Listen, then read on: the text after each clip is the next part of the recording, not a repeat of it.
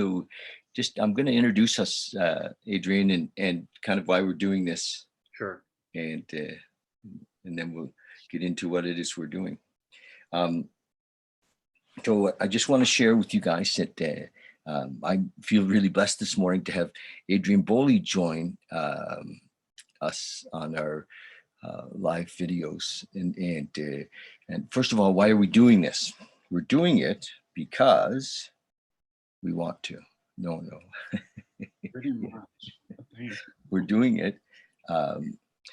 I don't really, this weekend just passed, I had a bit of an inspiration, or I saw that many people were in a way just being influenced by the news, and I just thought, wow, wouldn't it be great to have an opportunity to share people's experience of what's happening for them, what's happening in life, and aside from what's filling the news feed.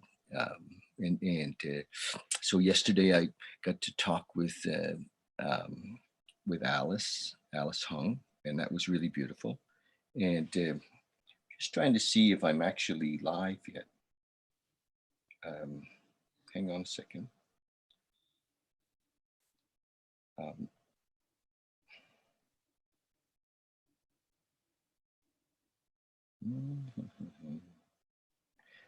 There we go. So we're trying to share it on a few channels at the same time. Yeah, I know you've Yeah. been really busy trying to coordinate that. Yes, it's a figure it out. Yeah. And also seeing if it's actually working. For those of you that are watching already, we have a streaming service that we're on, and it's kind of new technology for David. And my thing is like, oh, there it is, for sure. It is. Yes. Sure it is. Yes. Okay. So I invited different people to join us, and yesterday we had my friend Jason McLeod join us, and he is an emergency room nurse, or critical yes, thank you, a critical services nurse in on the island. Do you know Jason? I do. Yeah. Met him at festival some years ago. Yes, yeah. And we had a great fun interview with him, and so here we are this morning with Adrian, and Adrian said, yes, I'll do it, David. I think you just, I know you can't stop yourself. It's okay. You do you. And so welcome. Yeah, nice to see you. Thank you. It's nice to see you. We have a history. We go back a long way. Adrian and I've met several times in Indonesia, and it's always fun to connect on the other side of the planet. And Adrian's been in the import business for many, many years, but really our connection has been more around consciousness, and consciousness in business, consciousness, because I think we're both, I know we're both pulled towards that magnet, that not just the idea of awareness or consciousness, but there's like this pull, isn't it, that can't be described. And so we've been on that path for many years. You just got back from India. Yes, I actually had planned to extend my stay. I extended my stay, and then things got hot pretty quickly, and realized that the responsible thing probably would be to get my flight changed again back to a shorter time frame.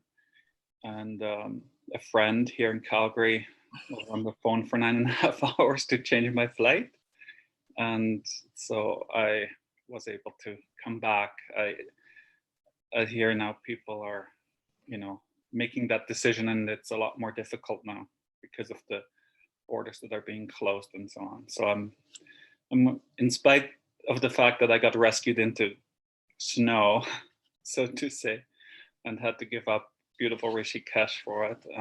It's okay. It's good to be here. Actually, I'm happy to be here. It's the right thing to do. You kind of sent me a message saying, "Get back here," and I was like, "Okay, I guess that's the responsible thing to do," you know?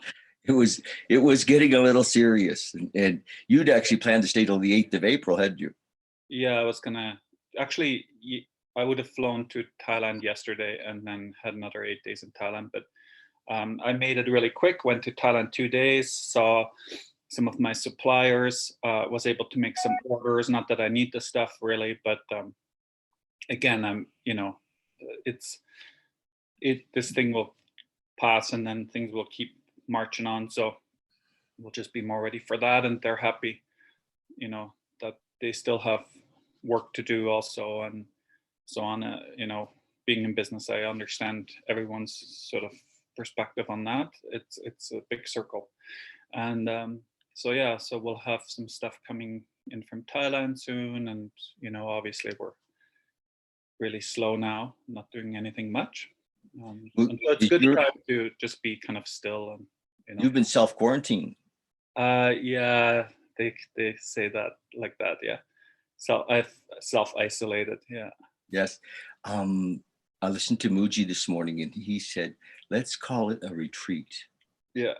Yeah. A self-retreat, and which I really like the reframe of it. We're all retreating. And Yeah, I think it's a real, like, it's easier for some, of course, because for myself, I was just at I literally left a silent retreat uh, that I was in that was supposed to be 3 days, and I had to leave halfway through to get my flight. So coming back has not, in that sense, been hard at all. Actually, it's been welcome to be in this self-isolation, so to say. And it's not, I look outside and it's windy and cold, and I'm not particularly keen on leaving to go do what exactly.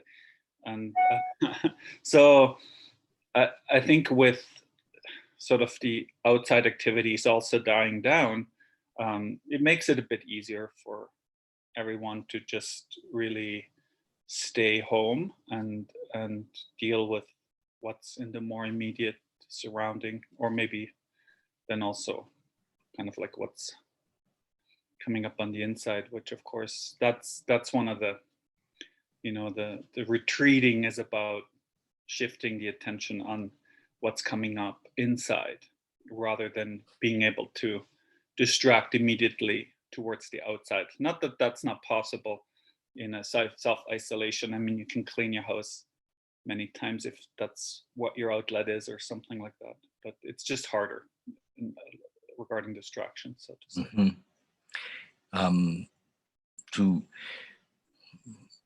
my experience with you is that this idea of the inside, and we won't call it the inside work, but the awareness, the consciousness, the experience of the inside has really on the top of your list of like a personal values. I don't know how else to say it. Yes. But, I think like a lot of people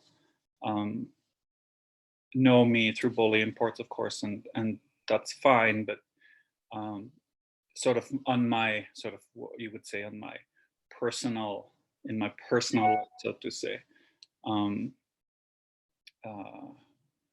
the priority has been that, like sort of bringing all life experience into that, so to say, rather than and so that's the challenges that come. It's not been an easy ride, and it's actually not an easy ride pretty much for anyone, when you really look and ask them, but sort of we have some beings share the difficulty of their ride very publicly. Some beings share it more personally. Some people don't share it at all, actually. Some beings, they just, they can't even look at it, how challenging it may be. And so maybe then distraction is more sought like that. And but and now I think as a collective we realize we're all having somewhat of a hard time in some sense. Even if one personally doesn't have a hard time, one just needs to kind of watch some YouTubes and see the beings to whom this big challenge is really, really tough, like really, really tough. I have friends all over the world, and depending on what their situation was prior to this starting, it's getting extremely tough. Like friends in South America, it's a question of not having food, actually. Like no money for food, so to say, So that, when you start to go hungry, it's really tough. And then of course, there's many levels to even there. And then what about the people who then don't have food and no shelter and so on? So it gets to be a challenge. And so my view for anyone who, like you and I, and maybe beings who are listening right now, because they are on a computer, have the luxury to utilize this time wisely. I think that is quite a lot to be grateful for. So can you do you mind sharing a little bit about how your journey started? Where in your life did you wake up, and was it in a calamity? Were things going sideways? Did you wake up one day and say, this is got to change? Yeah, maybe the first time things really went sideways that I remember is when I was diagnosed with an autoimmune condition. And that was maybe I wouldn't call that a waking up. It was more like a explosion. and not a conscious, not an into consciousness or awareness explosion, just an explosion. Like everything looked shattered, like I did not know forward or backwards at that point. Everything collapsed somehow. And so that's kind of when sort of my interest to go beyond what I knew started. Because at that moment I looked, because I was a physiotherapist and I actually knew about autoimmune disease from a intellectual and educational point of view. But none of those things satisfied what I needed. Like it was like, I was running this business and I couldn't walk, and I was like, well, and the medication that I was given didn't work. Okay, so that was a pretty big explosion. So that really started when I started to face things and listen to outside of what maybe I had been taught and people had talked about.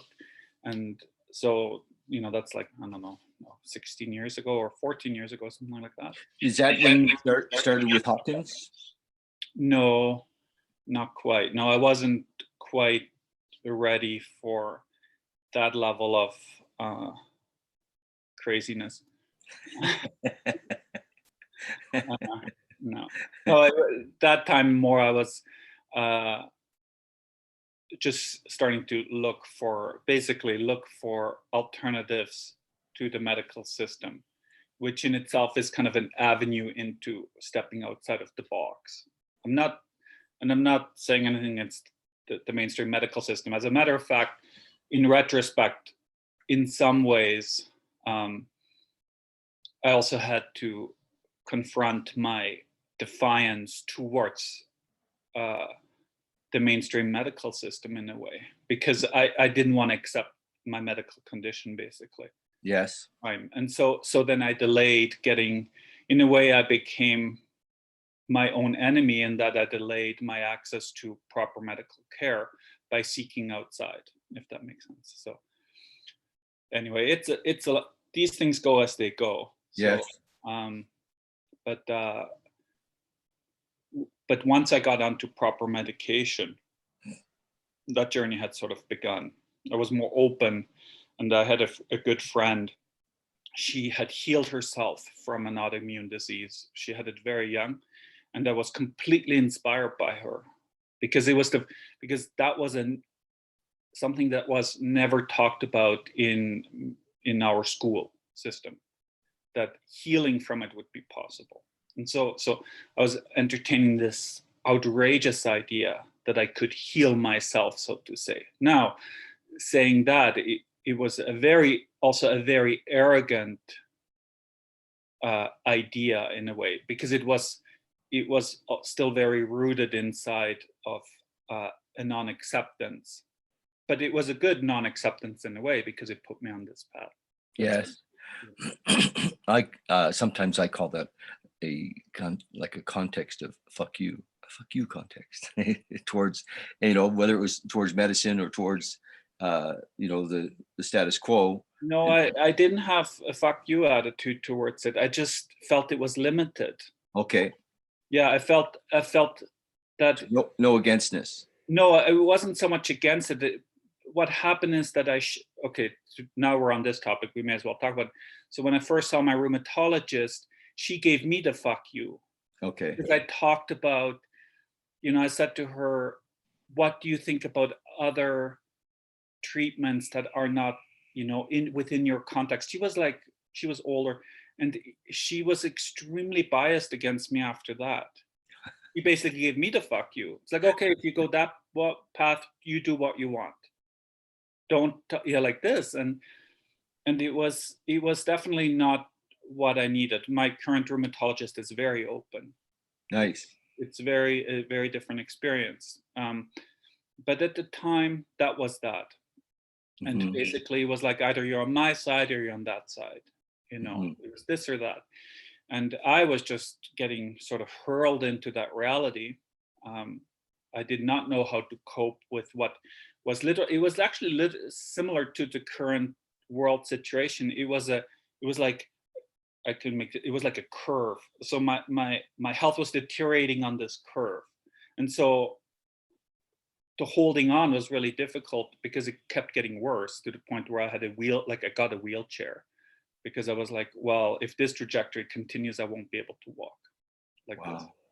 And then actually so what happened is that I had a huge allergic reaction to the medication she gave me, and I told her a third medication I was on could also cause it. She denied it.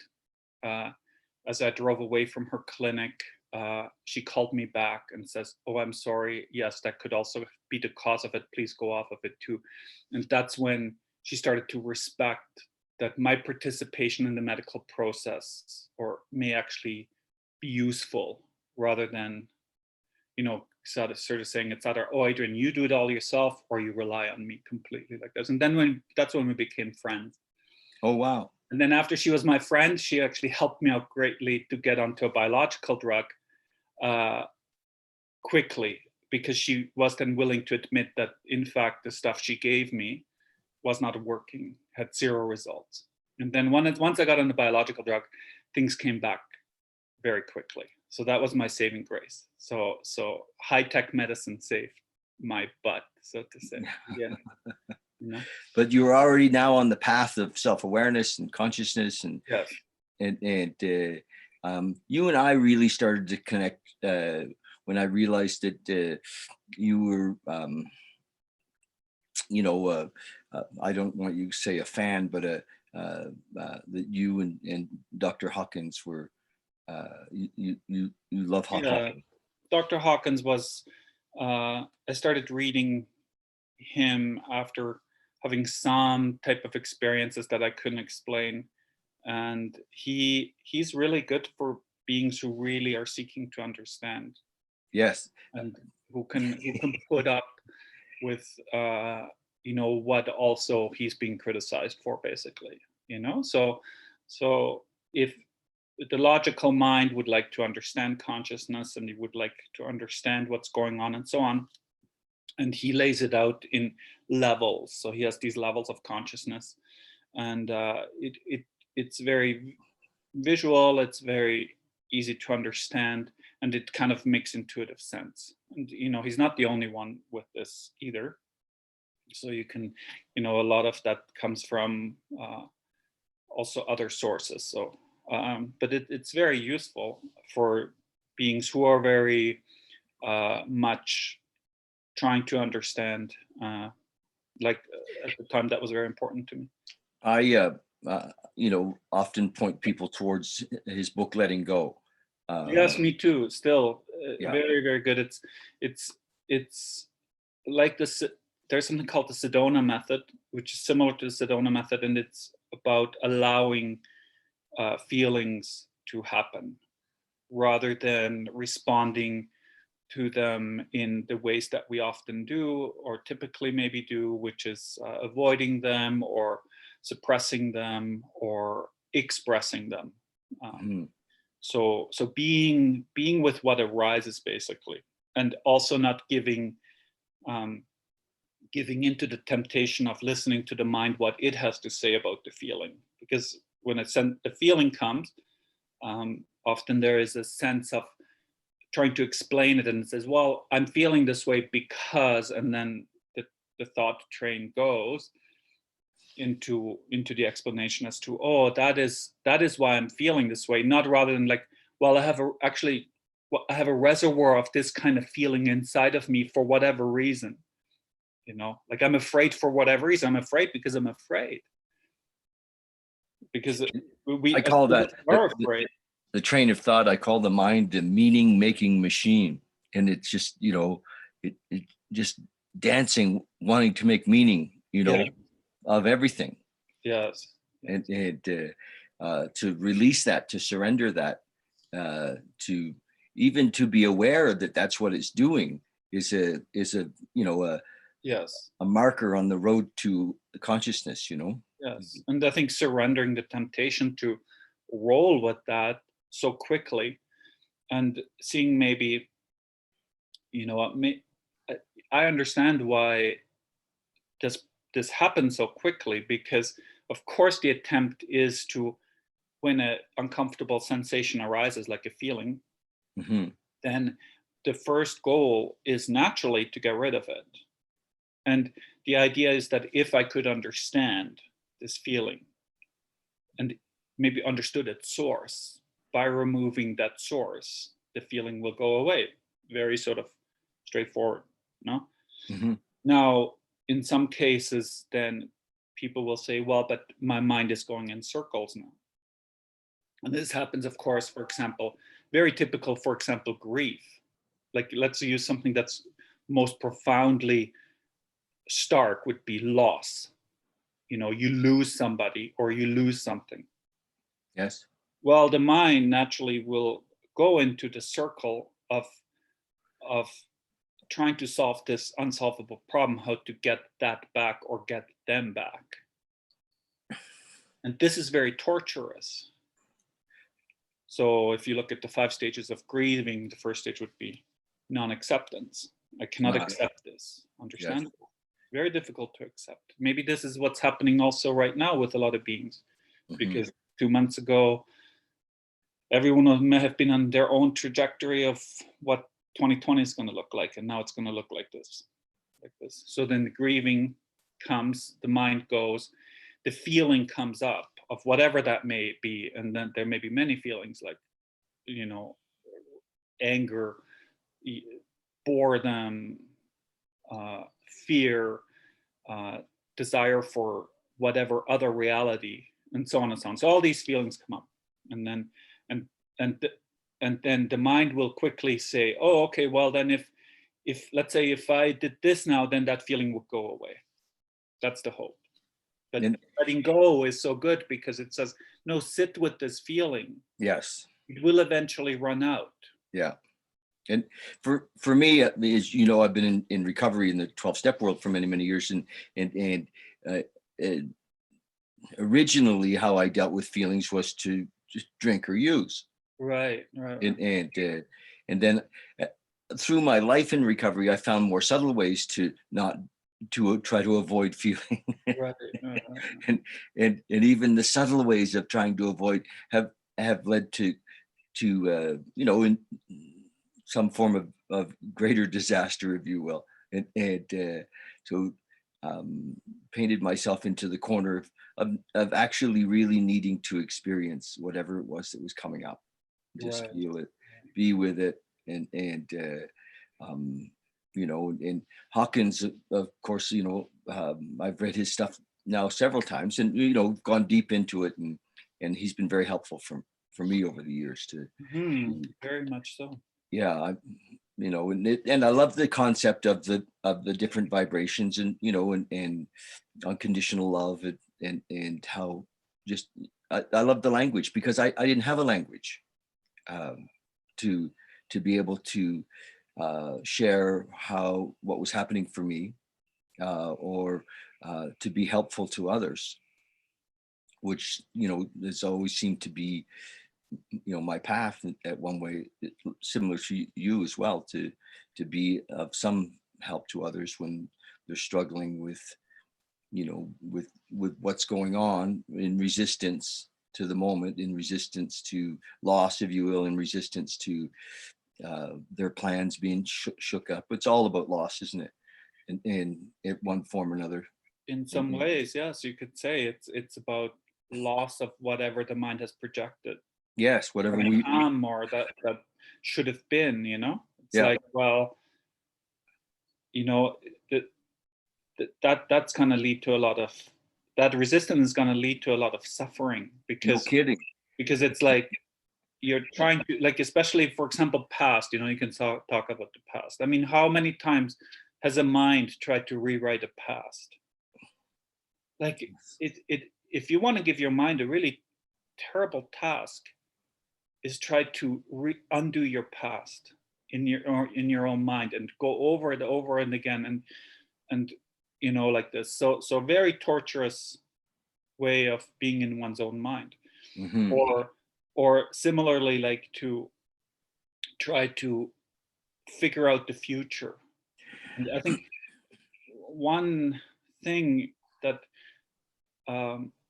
this starkness, the starkness of what's happening right now, is showing everyone, is that you don't know the future. Actually, if you did, you would have known exactly would have come right now, and that you would be at home right now, and so on, and you would have also planned for that, but you're planned for something completely different, possibly. Yeah. And that different thing is completely gone now. And whether or not you wrestle with this now for the next 6 weeks or 2 years or 6 hours, that depends on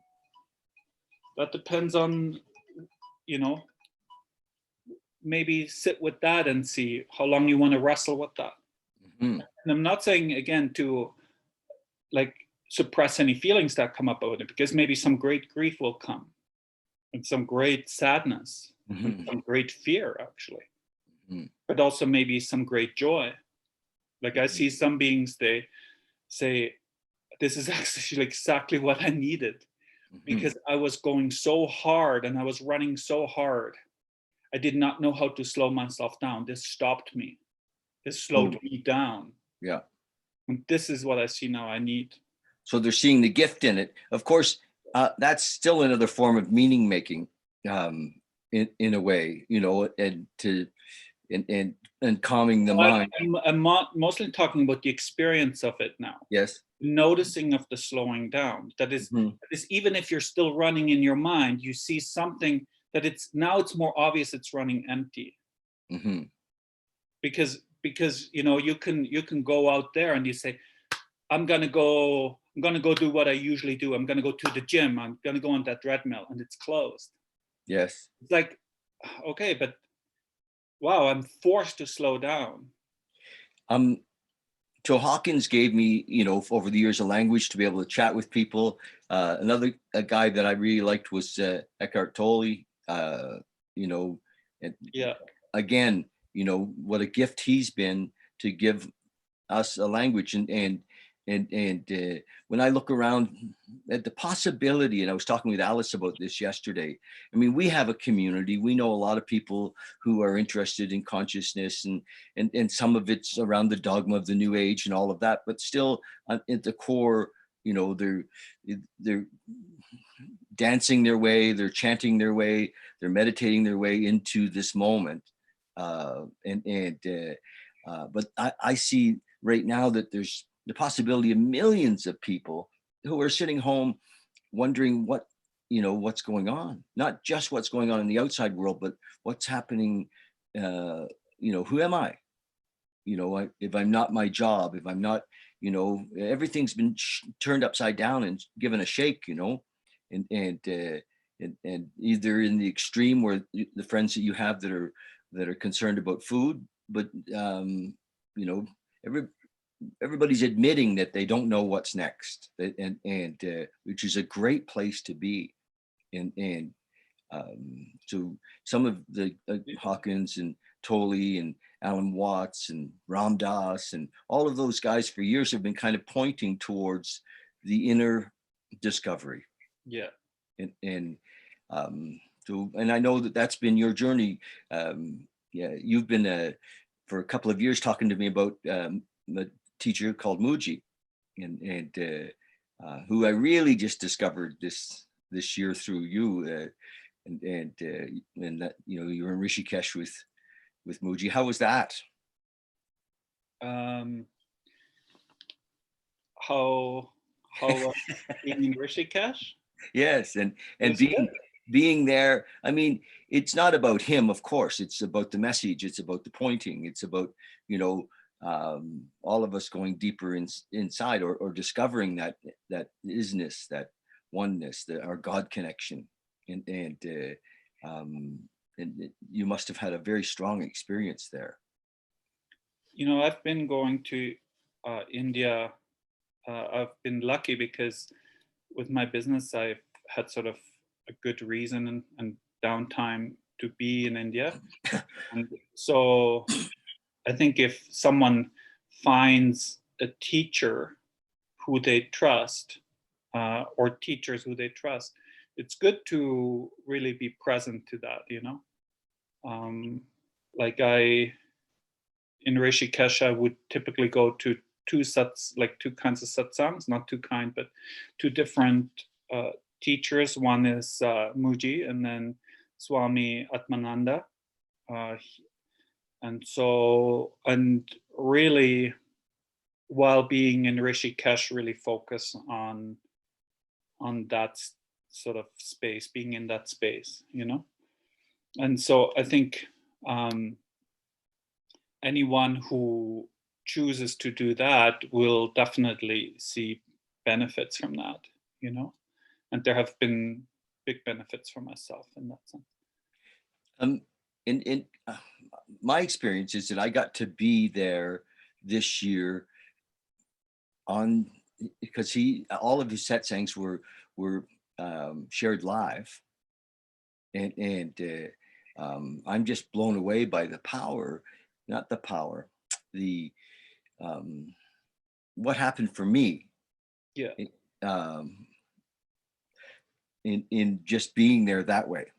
Mm-hmm, mm-hmm. It's so intimate and personal, and I think that anybody who's in our audience today, could spend, if they're really truly interested in, and I know that this word isn't appropriate somehow, but in awakening, that spending some time every day with a teacher, and because they're so available online right now. Yeah, I think we're in a really special time in terms of those who are seeking this sort of understanding, in terms of the availability of videos online, books that you can order. So it's definitely, there's no lack of information. There's no lack of pointings, no lack of teaching. Everything is already there. So I think it's more of a question of sort of the the earnestness by which someone is doing that type of looking. Hmm. I think that's what it comes down to. It's Yes. it's not a quantity thing, actually. So you know, and this was maybe, if I'm going to share sort of a personal experience, this was my sort of personal realization. I think last year when I went to Rishikesh, what I realized was that, you know, I was the first time able to going to be staying the whole satsang season, it's called, in Rishikesh. So that many people come to offer satsang, many people come to sit in satsang and be part of a sangha. And last year, at the beginning, as I left the hall, I realized that up to that point, when I had been coming to Rishikesh, now Rishikesh is a very beautiful place. It's absolutely gorgeous. It's got the Ganga River. There is the best food there, the best cafes. And I love cafes, and I love, you know, sitting in a cafe. I just love Coffee. And I love good coffee. There's good coffee. They have Italian espresso makers with Italian coffee, the whole shebang. So this is very unusual for India, but there it's happening. It's a holy city. You can really feel the peace. So being there, it of course, besides satsang, offers up all kinds of possibility for socializing, meeting like-minded beings, talking about these sort of things, you know. And you know that I have a resistance to talking about these things. I know. So this is often what can happen in a Rishikesh, no? And it's easy to happen. And I realized that part of me was completely enjoying I was enjoying myself, having this sort of double life of being in a satsang on one hand, and then, you know, it's almost like now school is over, and now I'm going to go have some fun, you know, go meet some people like this. I'm not a big doer, so I wasn't pulled into going rafting and all these things. But nevertheless, last year I realized, you know what, I'm going to be actually serious this time. I'm going to, when the satsang is over, I'm not going to just follow my mind and its invitation as to what am I going to do now. I'm just going to stay here in the quiet space, and not leave. So not leave the satsang hall, which is basically inside of myself. Like not leave myself, not leave this being here to go here. Stillness. Yes. Yes. Yes. And say stillness. And then as I started to honor that and not give in to the temptation, so to say, of getting pulled into the Rishikesh life, so to say. Yes. And so abide. I like the word abide. Yes. To be, and you'd encouraged me because, you know, I had some amazing experiences this year, and your encouragement was to, you know, to contemplate, to abide, to just not to rush around with it, and let it settle into it. Yes. Yeah. Because it's easy to have a so-called experience, and this is why I'm sometimes, you know, when this whole awakening thing is being talked about, so it's one thing to have an experience and then feel, oh yes, I'm there, or whatever the mind will call that, and then go to the usual pattern of the mind, from which now that is called an experience, that is now anticipated to be arrived at again during some future state. And so it creates this longing to be in some experience rather than actually abiding as the self and staying just here, you know, like Mhm. this. And in all of that time, this longing, one becomes now again is the constant seeker, and the seeking is for some future experience in which one will be at peace. But in this moment, I'm not at peace because, you know, I'm agitated by the fact that I'm not there, or whatever the mind will say now, like this.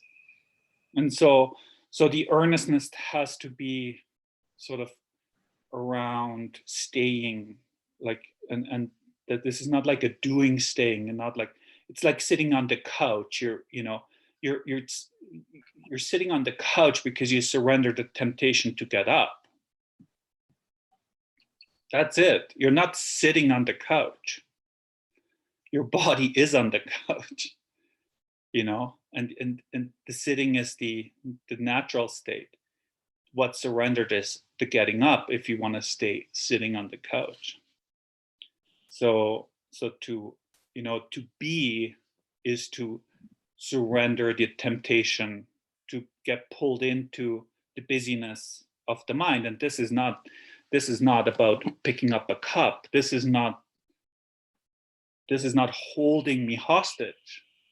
But if, you know, my mind says, oh my God, I don't like to be at my house, I should be doing something else, and this is becoming disturbing because it's part of the typical pattern, then that, you know, that brings about a doing now, like, so to say. Mhm. And then with it can, you know, if that, depending on what that is, that can lead to tremendous amount of problems in terms of, you know, then it's like, oh, I'm trying to sell some stuff because I need some money, and now no one is buying it, and before I know it, I'm like, you know, really stressed out. Could be, right? Could be. Yes. Yeah. And a lot of people will go through that. It's like, oh, you know, I should, you know. So it's a wrestling of the mind. But that wrestling is actually, and Muji, one thing that I really appreciate in his pointings is he talks about the first birth and second birth thing, meaning like he talks about the first sort of awareness starts to come when we become aware what our mind is doing. Yes.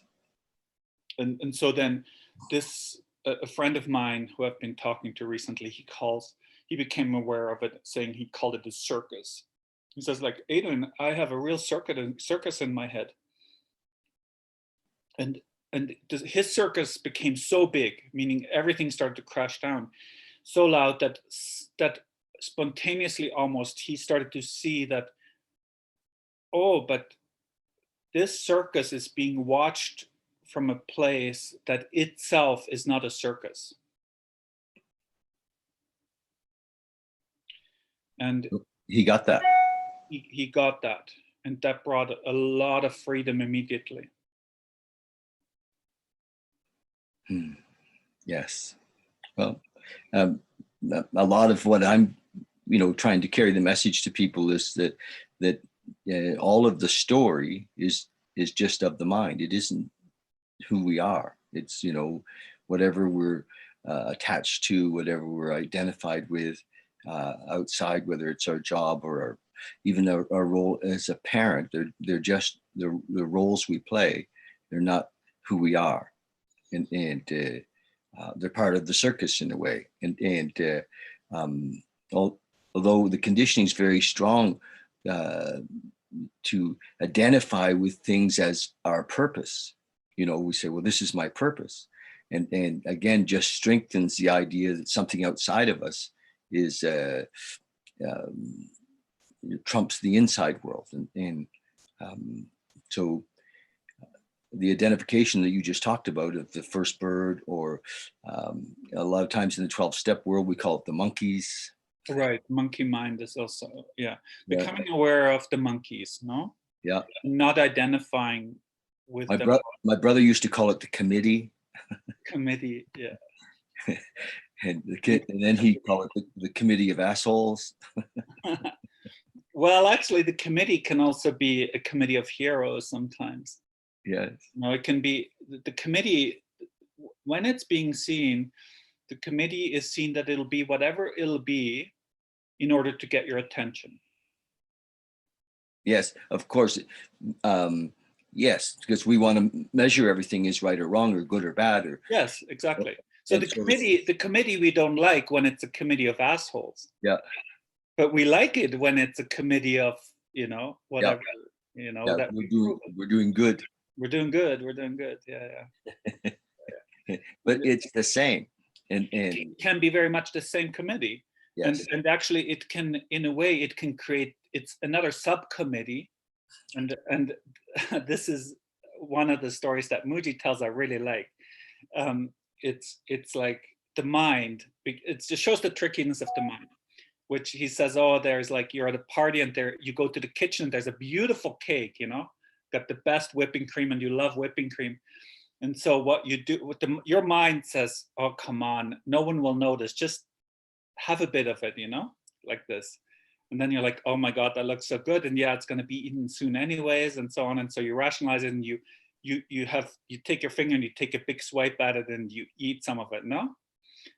So this is like your, the positive committee, like, and then as soon as you've eaten it, then the same mind says, oh, you shouldn't have done that. You're a really bad person now, Yeah, that's right. You're going to put on weight. Yeah, you're going to, and that on top, right? So bad for your heart. You're going to die young. Yes. So the same mind acts both as like it sort of double ends that whole deal, and then becoming aware of how it plays without interfering with it. Yes, to just watch it and not to make it right or wrong or put energy into it, because as soon as we put energy into it, then we're more in it. It's just another committee. Yeah, we're lost in there. And then shifting the attention of that which does not move. In some stories, there's been the devil and the angel on your shoulders, right? Which is again the same thing. The committee or the yeah. So once the awareness is there of the circus committee, the monkeys or whatever, then the purpose of that is not to remain as it's not like a movie. The invitation isn't to watch this movie to go on forever and always say, oh yeah, look, there's the angel, there's the devil, and so on. No, it's just simply to see that is happening, yet something is not part of it, and then shift the attention on that. Yes. And Hawkins, of course, says as we let go, our natural state is that. Yes. And so the awareness of this and that, and as we let these things go, without being against them, just to be with them and let them go, we are like a cork. We rise up into unconditional love in his talk, or into total awareness of well, even something that happens for me. I can't call it awareness because it's more like a spaciousness or a emptiness or a that we come into, and from that place is the possibility. Actually, again, it's not that we come into. Yes, that we wake up to or we're aware of, or yes, that we.